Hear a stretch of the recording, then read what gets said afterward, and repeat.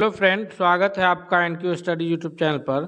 सक्षमता परीक्षा के दूसरे चरण से संबंधित या अगला जीके जीएस सेट लेकर के आए हैं, जिसमें एक एक महत्वपूर्ण प्रश्नों को देखेंगे जो पिछले सक्षमता पर आधारित होगा। जल का परिवहन होता है, पौधे में जल का परिवहन जो है वो किसके द्वारा होता है? पौधे में जो जल का परिवहन होता है वो मुख्य रूप से जो दो पौधे के ये उत्तक है उसमें अक्सर कन्फ्यूजन रहता है, जिसमें आप लोग कन्फ्यूज नहीं होइएगा। फ्लोएम और जाइलम, इनमें से किनके द्वारा होता है? कैम्बियम तो होगा नहीं, बाह्य त्वचा तो होगा नहीं। तो पहला नंबर क्वेश्चन का सबसे जो करेक्ट आंसर है वो ऑप्शन नंबर सी के रूप में जाना जाता है कि पौधे में जल का जो परिवहन है वो जाइलम उत्तक के द्वारा होता है। नेक्स्ट क्वेश्चन की ओर बढ़ते हैं हम लोग। अगला क्वेश्चन है क्वेश्चन नंबर दूसरा है कि पौधे में वाष्पोत्सर्जन की प्रक्रिया किसकी प्रक्रिया है?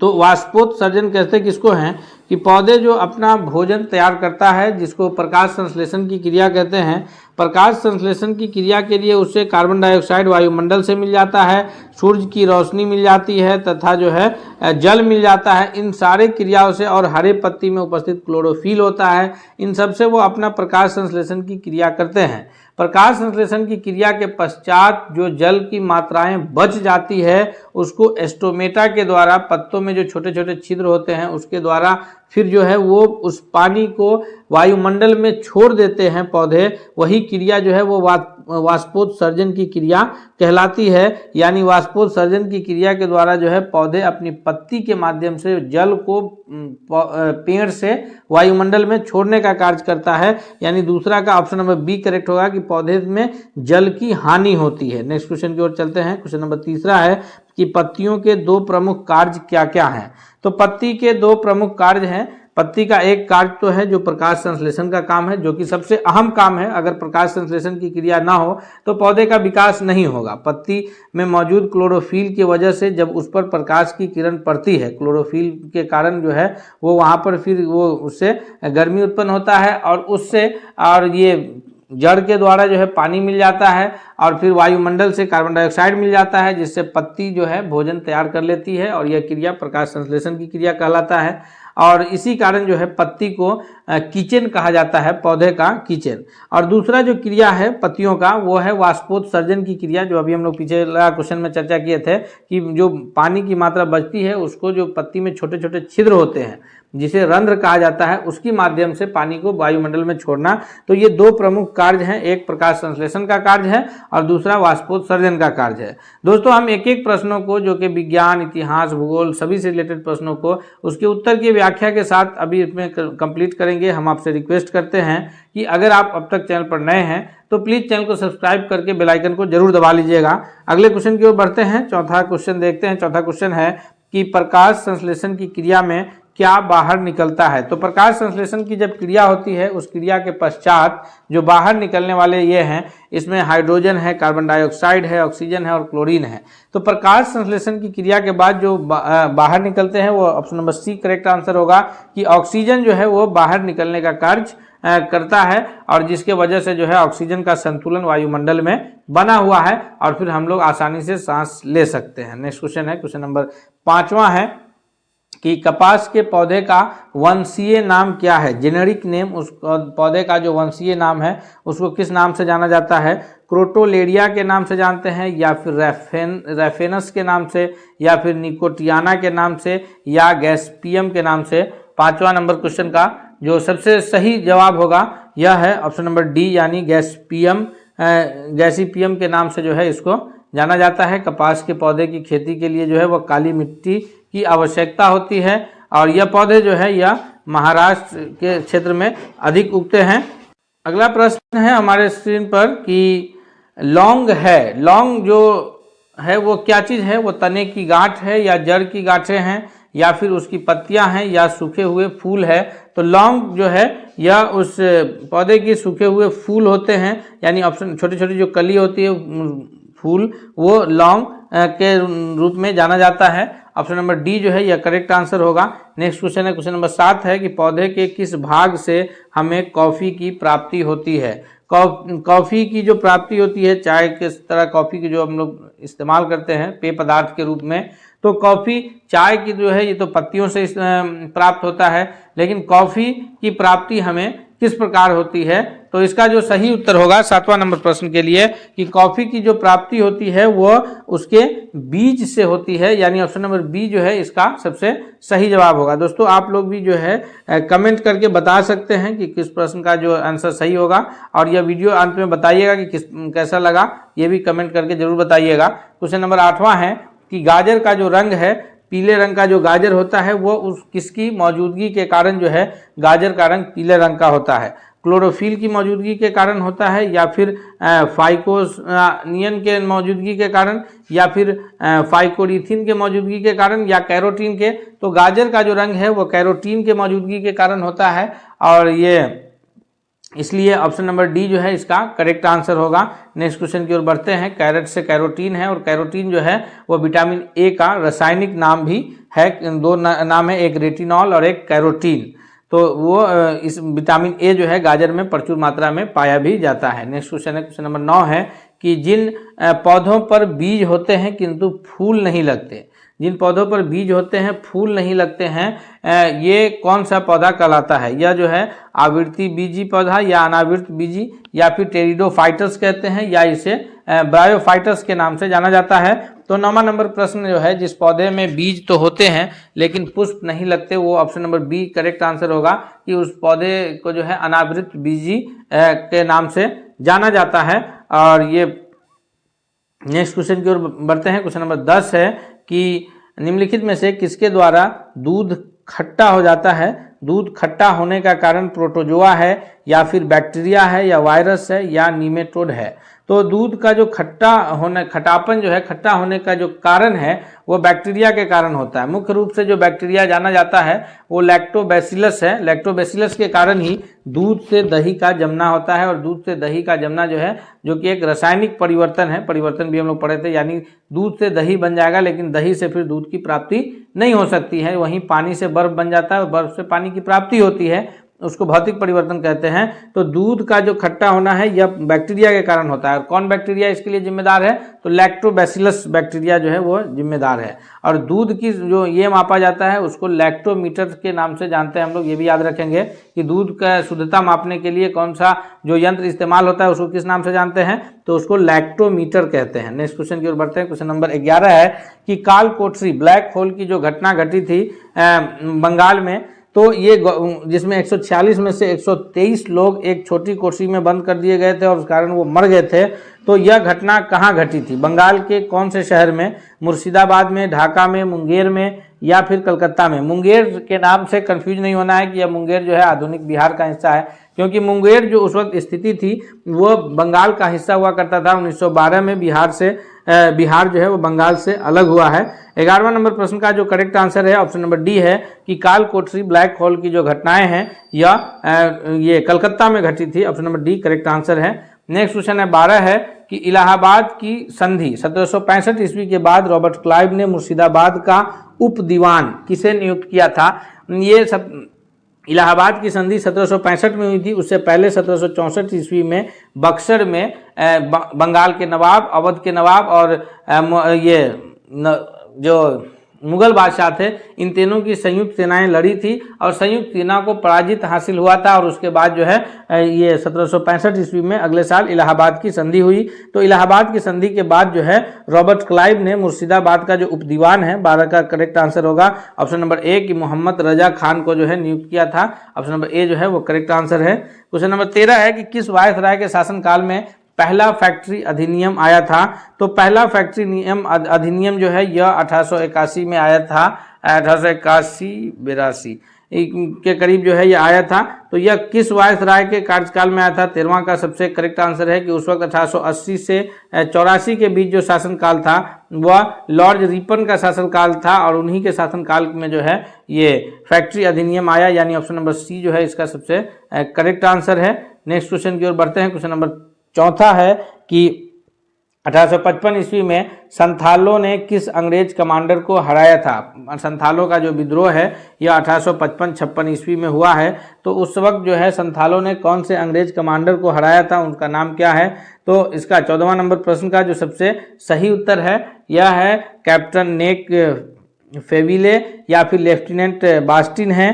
तो इसका जो सबसे सही जवाब है वो है मेजर ब्रो, यानी ऑप्शन नंबर सी जो है 14वां नंबर प्रश्न का सबसे करेक्ट आंसर है। 1855-56 ईस्वी में संथाल विद्रोह हुआ था। ये जनजातियों के द्वारा जो है अंग्रेजों के विरुद्ध विद्रोह किया गया था। नेक्स्ट है क्वेश्चन नंबर 15 है कि बंबई में अखिल भारतीय ट्रेड यूनियन कांग्रेस, अखिल भारतीय व्यापारी संघ के नाम से जाना जाता है, all India trade union Congress के रूप में AITUC के शॉर्ट नेम से हम लोग जानते हैं। तो ये all India trade union Congress की जो स्थापना हुई है यह कब हुई है, इसका जो सही जवाब है 15वां नंबर प्रश्न का वो है ऑप्शन नंबर ए कि 1920 ईस्वी में जो है all India trade union Congress की स्थापना मुंबई में हुई थी। नेक्स्ट है क्वेश्चन नंबर 16 है कि बिहार के जगदीशपुर में विद्रोह के दमन का श्रेय किस ब्रिटिश अधिकारी को जाता है जी। तो बिहार के जगदीशपुर में जो आरा जिला में पड़ता है जगदीशपुर, यहाँ से जो ये विद्रोह किए थे वो कौन किए थे, तो हम सभी जानते हैं कि यहाँ से विद्रोह किए थे बाबू वीर कुंवर सिंह किए थे। और इस विद्रोह को जो दबाने का श्रेय जाता है अंग्रेज अधिकारियों को, 16वां नंबर क्वेश्चन का जो सही उत्तर है वह है टेलर एवं विंसेंट आयर, यानी ऑप्शन नंबर डी जो है वो करेक्ट आंसर होगा 16वां के लिए। नेक्स्ट क्वेश्चन की ओर बढ़ते हैं। क्वेश्चन नंबर 17 है कि 1857 की विद्रोह की असफलता के बाद बहादुर शाह द्वितीय, जिनको बहादुर शाह जफर के नाम से भी जाना जाता है, तो ये अंतिम मुगल बादशाह के रूप में भी जाने जाते हैं, बहादुर शाह द्वितीय या फिर पूरा नाम बहादुर शाह जफर के रूप में कहिए। तो इनको कहाँ निर्वासित किया गया था, यानी इनको भारत से निकाल करके कहाँ भेज दिया गया, तो इनको निर्वासित करके जो है रंगून भेज दिया गया था। ऑप्शन नंबर ए जो है वो करेक्ट आंसर है 17वां नंबर क्वेश्चन के लिए। नेक्स्ट क्वेश्चन की ओर बढ़ते हैं। क्वेश्चन नंबर 18 है कि ब्रह्म समाज का उद्देश्य क्या था। ब्रह्म समाज का जो उद्देश्य था वह धर्म की बुराई पर प्रहार करना या फिर एक ईश्वरवाद का प्रचार करना, या दोनों सही है। तो इसका जो सही उत्तर है 17वां नंबर क्वेश्चन के लिए कि ब्रह्म समाज की जो स्थापना हुई थी उसका जो सही है वह धर्म की बुराइयों पर प्रहार करना था और एक ईश्वरवाद का प्रचार करना था। नेक्स्ट क्वेश्चन की ओर बढ़ते हैं। क्वेश्चन नंबर 19 है कि थियोसॉफिकल सोसाइटी ने भारत में कब और कहाँ अपना मुख्यालय स्थापित किया था जी। थियोसॉफिकल सोसाइटी के द्वारा भारत में जो अपना मुख्यालय स्थापित किया गया था, ये 19वां नंबर क्वेश्चन का जो सबसे सही जवाब है ऑप्शन नंबर ए है कि 1882 ईस्वी में, और यह अड्यार में स्थापित किया गया था, यानी ऑप्शन नंबर ए जो है वो करेक्ट आंसर है। नेक्स्ट है क्वेश्चन नंबर 20 है कि सत्यार्थ प्रकाश पुस्तक के लेखक कौन है। सत्यार्थ प्रकाश पुस्तक के लेखक जो है रविंद्रनाथ टैगोर हैं, या फिर दयानंद सरस्वती हैं, या जयदेव हैं, या कालिदास हैं। तो इसका जो करेक्ट आंसर है ऑप्शन नंबर बी है कि सत्यार्थ प्रकाश के जो लेखक हैं वह दयानंद सरस्वती जी हैं। रविंद्रनाथ टैगोर की ठगी प्रथा का अंत किसके काल में हुआ था। तो दो प्रमुख कार्य के लिए लॉर्ड विलियम बेंटिक जाने जाते हैं, एक है उसमें ठगी प्रथा का अंत और एक है सती प्रथा का अंत, जो 1829 में ये सती प्रथा का अंत हुआ, उसके बाद इन्होंने ही ठगी प्रथा का अंत किया था, यानी इसका ऑप्शन नंबर सी जो है सबसे करेक्ट आंसर के रूप में उत्तर जाना जाएगा। नेक्स्ट प्रश्न है कि पानीपत की द्वितीय युद्ध में अकबर ने किसे पराजित किया था। तो पानीपत का जो प्रथम युद्ध था वो 1526 ईस्वी में हुआ था, और यही एक पहला निर्णायक युद्ध था जब मुगल शासन का भारत में शासन की स्थापना हुई। अकबर और इब्राहिम लोदी के बीच पानीपत का प्रथम युद्ध लड़ा गया था, जिसमें इब्राहिम लोदी जो कि लोदी वंश का अंतिम शासक था उसकी हार हुई और बाबर विजयी रहा, और उसके बाद भारत में मुगल शासन की स्थापना हुई। पानीपत का जो दूसरा युद्ध था वो अकबर और हेमू के बीच लड़ा गया था, ऑप्शन नंबर सी सही जवाब होगा, और उसमें हेमू की हार हुई थी, अकबर विजयी रहा था। अगले प्रश्न की ओर बढ़ते हैं। मुगल बादशाह आलमगीर के नाम से जाना जाता है, तो इसमें शाहजहां है, जहांगीर है, बहादुर शाह जफर या फिर औरंगजेब। तो आलमगीर का नाम जो है नाम से जो प्रसिद्ध मुगल बादशाह है वो औरंगजेब है, यानी ऑप्शन नंबर इसका भी सी सबसे सही उत्तर के रूप में आंसर जाना जाएगा। अगला प्रश्न है कि किस शासक को लाख बख्श की उपाधि से विभूषित किया गया था, यानी उसको लाख बख्श कहा गया था, वो कौन सा शासक है। तो लाख बख्श इसमें जो है ऑप्शंस में जो हमारे पास शासक मौजूद है ये सारे शासक दिल्ली सल्तनत के अलग अलग वंश के शासक है, जैसे इल्तुतमिश और कुतुबुद्दीन ऐबक ये गुलाम वंश के शासक है, अलाउद्दीन खिलजी जो है यह खिलजी वंश के शासक है। हालांकि खिलजी वंश के संस्थापक जो है वो जलालुद्दीन खिलजी हैं, और उसके बाद मोहम्मद बिन तुगलक है, ये तुगलक वंश के शासक है। तो ये 3 अलग अलग वंश के शासक है। इसमें से लाख बख्श की जो उपाधि है यह दिया गया था किसको? मोहम्मद बिन इसका जो सही उत्तर होगा वह कुतुबुद्दीन ऐबक, यानी ऑप्शन नंबर बी सही जवाब होगा। क्वेश्चन 85 है कि तारीख़ फिरोज शाही के लेखक कौन हैं? तारीख़ फिरोज शाही, तारीख़ का उर्दू एक लफ्ज़ है। तारीख़ फिरोज शाही यानी फिरोज शाह का जो इतिहास है उसके बारे में जो जानकारी मिलेगी। तारीख़ का अर्थ होता है इतिहास के रूप में। तो तारीख़ फिरोज शाही के लेखक जो है वह ज़ियाउद्दीन बरनी हैं, यानी इसका ऑप्शन नंबर डी जो है 85वां नंबर प्रश्न का सबसे सही जवाब होगा। नेक्स्ट प्रश्न है जो कि हड़प्पा सभ्यता की मुहरें किस चीज़ की बनी हुई थी? यानी यह जो प्रश्न है हमारा यह प्राचीन काल से संबंधित प्रश्न है। दोस्तों हम आपसे रिक्वेस्ट करेंगे कि यदि आप हमारे चैनल पर नए हैं तो प्लीज़ आप चैनल को सब्सक्राइब करते हुए बेल आइकन को जरूर दबा लीजिएगा, ताकि कोई भी अपडेट्स आए तो आप तक जरूर पहुंचे। और हम यह जो जीके जीएस का सीरीज लेकर के आते हैं, इसमें आप जो है किसी भी प्रकार का ये हो तो उसको आप कमेंट करके बता सकते हैं, या अगर किसी की ज़रूरत है तो वो भी आप कमेंट करके बता सकते हैं, हम उसे उपलब्ध कराने की कोशिश करेंगे। प्रश्न है कि हड़प्पा सभ्यता की मुहरें किस चीज़ की बनी हुई थी? तो हड़प्पा सभ्यता की जितनी भी मुहरें थी वो अधिकांशतः सेल खड़ी की बनी थी, यानी ऑप्शन नंबर इसका डी सबसे सही जवाब के रूप में उत्तर जाना जाएगा। नेक्स्ट क्वेश्चन है कि लोथल नदी, लोथल जो जगह था हड़प्पा सभ्यता का एक प्रमुख जगह के रूप में आता है, क्योंकि जो लोथल है वो बंदरगाह नगर के रूप में जाना जाता है। हड़प्पा का ऐसा जगह जो बंदरगाह के रूप में जाना जाता है। यह किस नदी के किनारे स्थित है? तो इस 87वां नंबर प्रश्न का जो सही जवाब होगा दोस्तों यह है ऑप्शन नंबर सी के भोगवा नदी के किनारे। लोथल गुजरात में भोगवा नदी के किनारे स्थित जगह है। नेक्स्ट प्रश्न की ओर है कि सिंधु घाटी के निवासियों को किस धातु का ज्ञान नहीं था? एक प्रश्न ये भी बनता है कि सिंधु घाटी जो सभ्यता है या हड़प्पा सभ्यता जो है यह कौन सी युग की सभ्यता है? तो यह कांस्य युगीन सभ्यता है, यानी लोग को कांस्य का ज्ञान था। सोना चांदी तांबा उस वक्त ज्ञान था। तो इस प्रकार जो जिस धातु का ज्ञान उस वक्त के लोगों को नहीं था वह है लोहा। लोहा का ज्ञान हड़प्पा वासियों को यानी सिंधु घाटी सभ्यता के लोगों को नहीं था। ऑप्शन नंबर सी सही जवाब होगा। सवाल 89 है कि हड़प्पा सभ्यता की सर्वप्रथम खोज किसने किया था? हड़प्पा का जो सबसे पहला खोज है वह इनमें से किसने किया है? अलेक्जेंडर कनिंघम है, जो कि भारतीय पुरातत्ववेदा का जो है ये पिता के रूप में जाना जाता है अलेक्जेंडर कनिंघम को।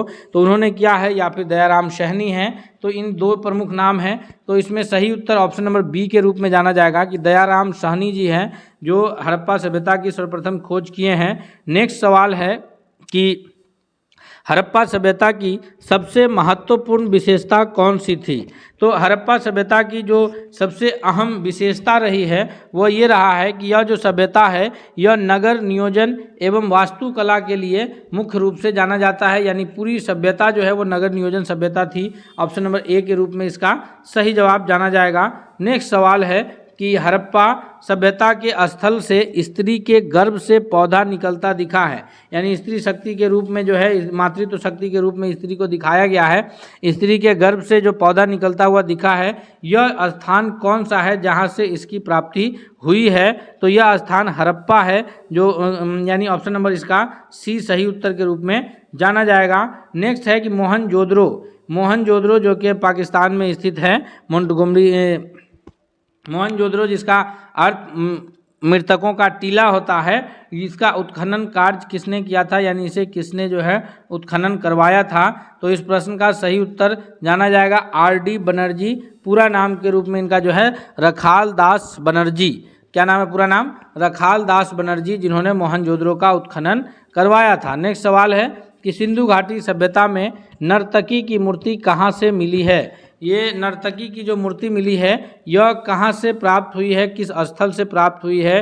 तो इसका जो सही जवाब है वह है मोहनजोदड़ो, यानी जिसे मृतकों का टीला कहा जाता है, जहाँ से नर्तकी की मूर्ति प्राप्त हुई है। नेक्स्ट सवाल है कि कलिंग युद्ध का वर्णन हमें किस अभिलेख से मिलता है? तो कलिंग युद्ध जो है यह अशोक का अंतिम युद्ध था, और इसी युद्ध के पश्चात जो है सम्राट अशोक ने अपना युद्ध की नीति त्याग दिए, और फिर उसके बाद उन्होंने जो है धर्म की नीति अपना लिए। और इतना ही नहीं बल्कि बौद्ध धर्म में जब वो दीक्षित हुए तो बौद्ध धर्म के प्रचार प्रसार के लिए जो है अशोक अपने बेटी संघमित्रा और बेटे महेंद्र को जो है श्रीलंका भी भेजे थे। और अशोक के ही शासनकाल में पटना में तीसरा बौद्ध संगीति भी हुआ था। तो ये मुख्य रूप से इनका कार्य जाना जाता है। और जो कलिंग युद्ध की जानकारी हमें प्राप्त होती है वह अशोक के 13वें शिलालेख से प्राप्त होती है, यानी ऑप्शन नंबर इसका डी सबसे करेक्ट आंसर के रूप में उत्तर जाना जाएगा।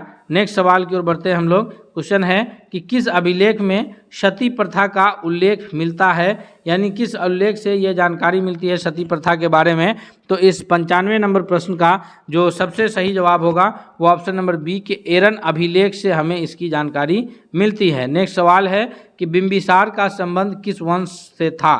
तो बिंबिसार जो है वो इनका जो संबंध रहा है यह हर्यक वंश, जो कि इसका मगध साम्राज्य का प्रथम वंश है हर्यक वंश, इससे जो है बिंबिसार का संबंध रहा है। 16 जो महाजनपद हुए हैं उसमें सबसे शक्तिशाली महाजनपद मगध था, जिसकी में सबसे पहला वंश हर्यक वंश ने शासन किया।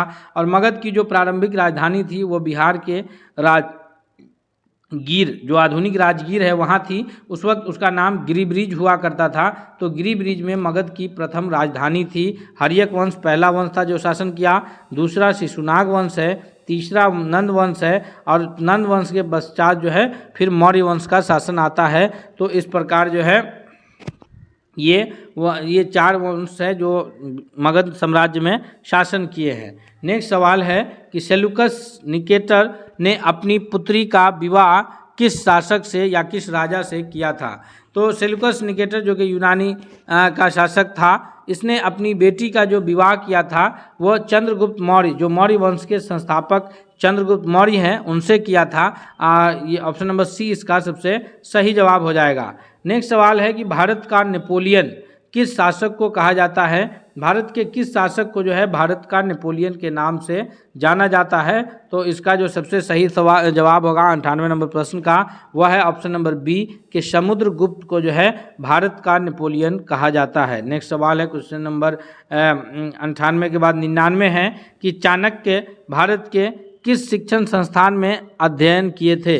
चाणक्य वही हैं जिन्होंने चंद्रगुप्त मौर्य के साथ जो है ये मौर्य वंश की स्थापना किए थे। चाणक्य वही हैं जिनको चंद्रगुप्त मौर्य ने मौर्य वंश में जो है प्रधानमंत्री के पद पर नियुक्त किया था। इन्होंने ही अर्थशास्त्र नामक पुस्तक की रचना की है। इनका अन्य नाम जो है वो विष्णुगुप्त और कौटिल्य है, याद रखिएगा। और इनकी जो शिक्षा प्राप्त किए हैं, यानी इनका जो शिक्षण संस्थान है वह तक्षशिला विश्वविद्यालय है, जो कि गंधार में स्थित है। यानी यह जो जगह है आधुनिक पाकिस्तान में स्थित है तक्षशिला विश्वविद्यालय। नालंदा विश्वविद्यालय तो बिहार के बिहार शरीफ जिला नालंदा में स्थित है, जिसे पुनः 2020 में शुरू किया गया है। विक्रमशिला विश्वविद्यालय जो कि आधुनिक भागलपुर में स्थित था, और इन्होंने जो शिक्षा पाई है वह तक्षशिला विश्वविद्यालय से। नेक्स्ट सवाल है 100 है कि शक संवत की शुरुआत कब से मानी जाती है। शक संवत की जो शुरुआत है यह 78 ईस्वी से मानी जाती है। इस प्रकार दोस्तों हम 100 प्रश्न को यहाँ इस सेट में कंप्लीट किए हैं। हम उम्मीद करते हैं कि इसमें जो 100 प्रश्न हैं यह आपके आने वाली परीक्षा की जो भी होंगे उससे महत्वपूर्ण प्रश्न जो बनते हैं उसको संग्रहित किया गया है। इसलिए आपसे रिक्वेस्ट है कि यदि आप हमारे चैनल पर नए हैं तो प्लीज़ आप चैनल को जरूर सब्सक्राइब कर लीजिएगा। साथ ही साथ अगर वीडियो पसंद आ रहा है तो इसे लाइक करते हुए दोस्तों के बीच शेयर कीजिएगा। मिलते हैं हम अगले सेट के साथ, तब तक के लिए धन्यवाद।